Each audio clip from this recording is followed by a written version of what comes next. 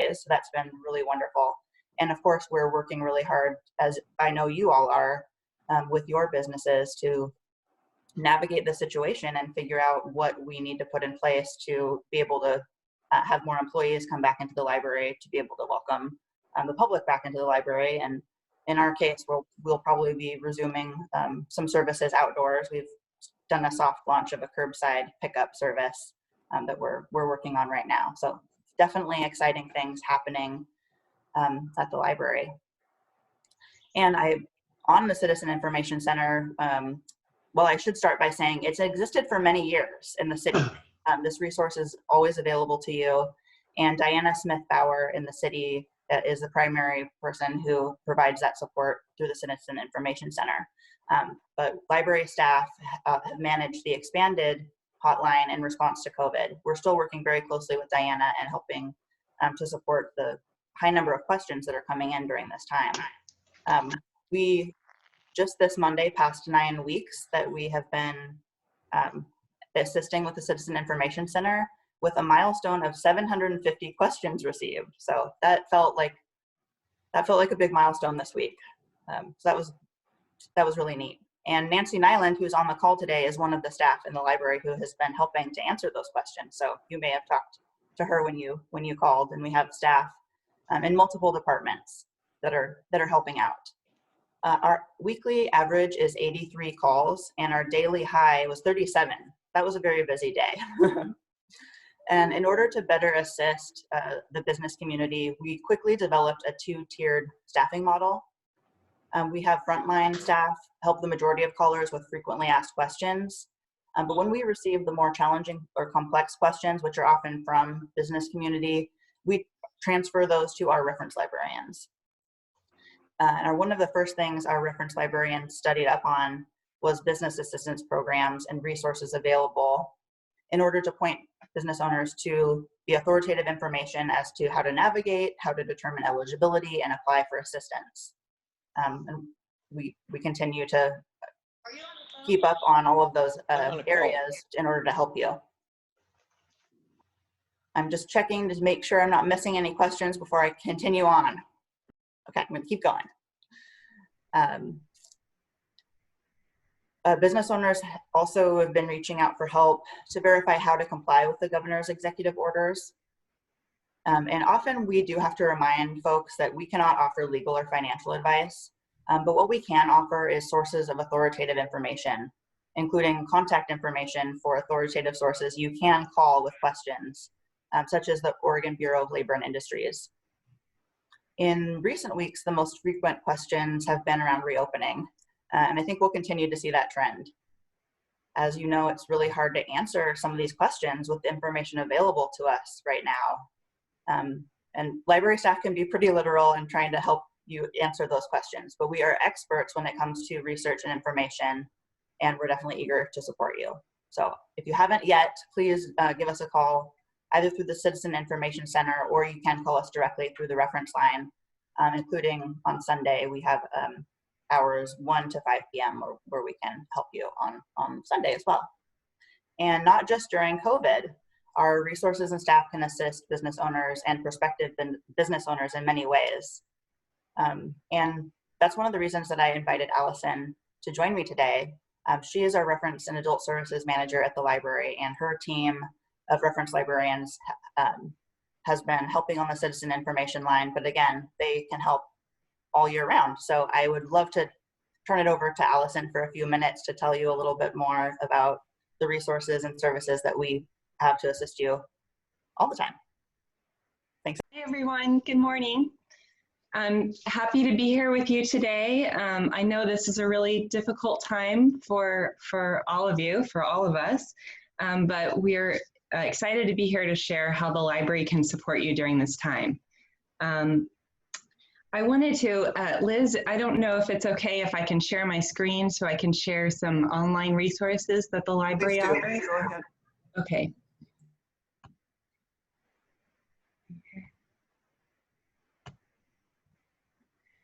Okay, so I will show you, if you go to link.org And for those of you who are not familiar, LINK stands for, whoops, okay, here we go. A LINK stands for Libraries in Clackamas County. So the Lake Oswego Library is a part of a consortium of libraries, public libraries in Clackamas County, and we share resources to help all of our patrons. So if you go to the link.org site, which is lincc.org, and then on the left-hand navigation menu, go to Online Resources. You'll see all these resources here that are categorized into different topics, and business and nonprofits is the one that I'd like to show you today. We have librarians who are experts, have vetted all of these resources to determine which ones we think would be most useful to entrepreneurs and businesses and nonprofits. And some of these resources are only available to people with library cards. Some others are available to everybody. I'd like to first show you a couple that are available to people with library cards in Clackamas County. And the first one is just briefly show you Gale Business Entrepreneurship. So this is something that the library subscribes to that's available for free to you with your library card. And it offers a whole bunch of resources on budgeting, financing, developing a business plan, market researching, information about taxes, loans, and grants. So I know we don't have a whole lot of time here, so I'm just gonna quickly show that to you and then quickly show another resource, which is over here, Gale One File Business. This is another great resource that offers tools to help you analyze company performance, get information about industry events and trends, and the latest information on management, economics, and politics. And it gives you access to a whole bunch of trade journals, which could be quite expensive to subscribe to. So you can get the latest information about your trade and your industry, as well as articles from magazines and newspapers. And then another resource that I wanted to show you really quickly is Reference USA, which is down here at the bottom. Allison, I don't think that the screen is moving. Oh, Our it's not? screen is stayed stagnant, yeah. Oh no. Can, Huh. Okay. Which screen are you seeing? we're seeing Board Source, Business Insights, Business and Nonprofits. Okay.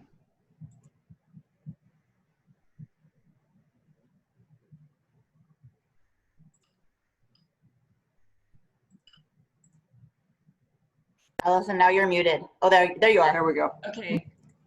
I'm not sure how to show you what I'm seeing. It says that I'm sharing the screen. Oh, Okay. looks like I'm muted. No. Okay. Can you hear me now? Yes. Okay. I'll just talk without showing you the screen.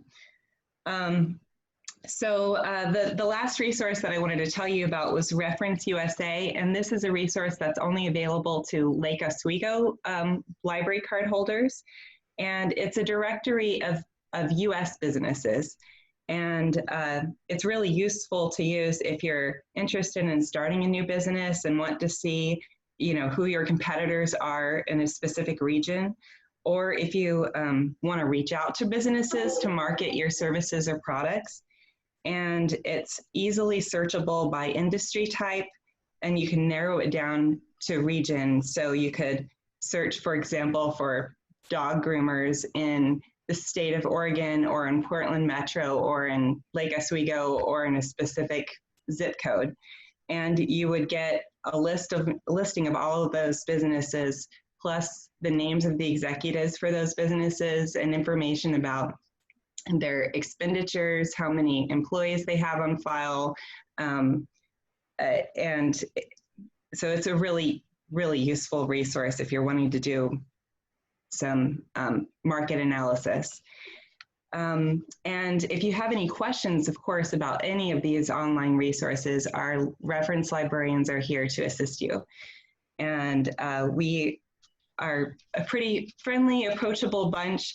who are also knowledgeable and really want to help.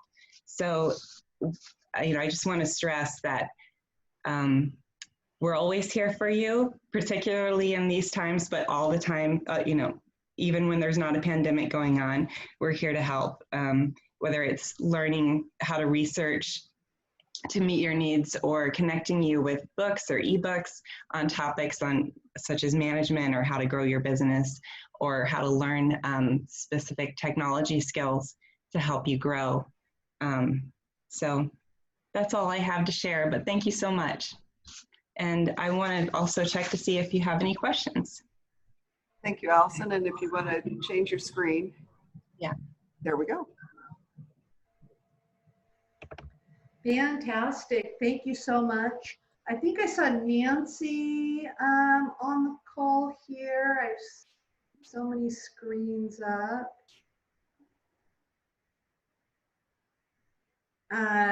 Nancy, are you still with us? Yes, I'm here. Fantastic. Well, good to Nice see to see you. Oh, you too. I'm glad to know that you're doing well. Just because we have a little audience of people here and we're adding lots of knowledge about how the library works, can you tell people how to get involved with the LO Reads program? Oh, absolutely. So we're actually meeting via Zoom and lots of a flurry of emails.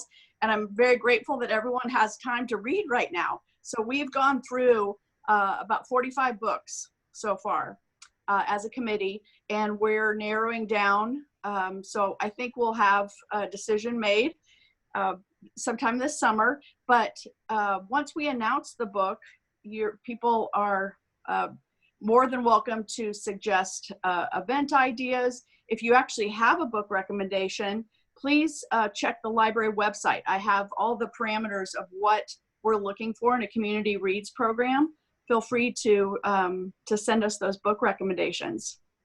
And then in February of next year, get involved, come to events. I'm really hopeful that we'll be able to gather in groups so that we can enjoy a community reads program all together. Well, fantastic. Well, I want to go back to Melissa as we wrap this up. I thought it might be cool if you had at your fingertips, I didn't prompt you with this ahead of time or anything, to tell us maybe a little, nugget or two about some interesting questions that your line may have received during this time. I know folks are calling the chamber directly for all sorts of things that until I worked here, I never would have imagined calling the chamber about. So I suppose that you guys get some of those questions also. I know, for example, yesterday, I referred 2 people to your line that was interested to find out if Tyrant Creek was open and which parking lots were open specifically. Is that really the kind of detailed information that you all hold in your book of knowledge over there? Sometimes we do, but quite often we're hearing that news as quickly as the community is. So it's not uncommon for those questions to come to us, and that prompts us to find that information, and then a press release follows. So yeah, we had a caller earlier in the week that just had to know when the LO Swim Park opened, and we talked to that individual for a good 10 minutes, and he still wasn't quite satisfied. So we transferred him to the Parks Department directly, and then the next day out comes a press release with the information. So we're definitely trying to be responsive to the community and trying to get those questions answered, but some of them we don't know yet. We're still trying to put the framework in place to be able to safely reopen. But that's definitely a top question that we receive, is about reopening of city services. Certainly this week, we've had a lot of interest in the library, curbside pickup, soft launch. And we do have a backlog of materials that people had been placing on holds for the last 2 months that we're catching up on before we'll be able to quickly turn around a newly placed hold. But really looking forward to doing that. Trying to think off the top of my head of other good, I mean, some of the questions that stand out to me are the more fun questions. Not sure if that's what you want to hear about, but you know, we get requests for the birthday parades with the fire trucks and everything. They just announced that they are no longer able to do birthday parades, but it was always fun to hear about the different children's parties that were being planned and how to support them. And we've had a lot of community members reach out and also want to offer support. You know, a group reached out and said they wanted to organize a big event to thank first responders when this is all over. So when you get those type of calls, it balances out the calls of, you know, complaining about my neighbor and the loud noise that they're making, and I can hear it all day now that I'm working from home, and we get some of those calls too. But the chamber has received calls, people reporting in regards to businesses not abiding by the parameters in our phase 1 reopening, or even when we had the shelter in place order over the last few weeks. And I know some of those calls we referred to the citizen information hotline. Some of those calls we referred to the non-emergency number for the LOPD. How did that go during that time? Yes, we definitely did receive a number of calls of that nature. What we were able to do is, if the caller was able to give us the information about the business that they were concerned about, then we did call that business owner directly and let them know that we'd received that complaint, and tried to provide resources to help them with that issue. I am aware that some of those calls did go to the non-emergency police number, and in some cases the police did go out to businesses and check in. But for the most part, our community is doing a great job with complying with the orders and following the recommendations to maintain social distancing and do what we need to do to keep the community safe. So that's what I've been hearing from our police department, which is really great to hear. Well, fantastic. I just checked the chat and I don't see any more questions in the chat. If somebody has a question for Melissa or Allison or Nancy from Library Services on the line, if you would just raise your hand and I will call on you. And I think you have a message from raises. Liz, your mic just went hot. Did you have something? Yes, Donald Rhodes was asking on behalf of TriMet to get COVID updates to the Citizen Information Center. Can they send those directly to Melissa? Yes, and in fact, we received an update a few days ago through Bonnie Hirschberger in the city. So we have received some information. But if there's new information, certainly you can send it to me or through your normal channels at the city, and they funnel that to the Citizen Information Center. Fantastic. Well, with that, I would like to say thank you to Melissa and the team at the library. They've been doing a fantastic job. So thank you very much. Thank you for being available for us 6, or as I learned today, 7 days a week. I know that I had heard a figure one time that when we went into this, we had 1,900 items on hold at the library. Is that still the case? And Melissa, I don't hear you. Can you hear me now? Yes. Sorry, my computer does weird things sometimes. I'm sure you all are experiencing that yourselves as well.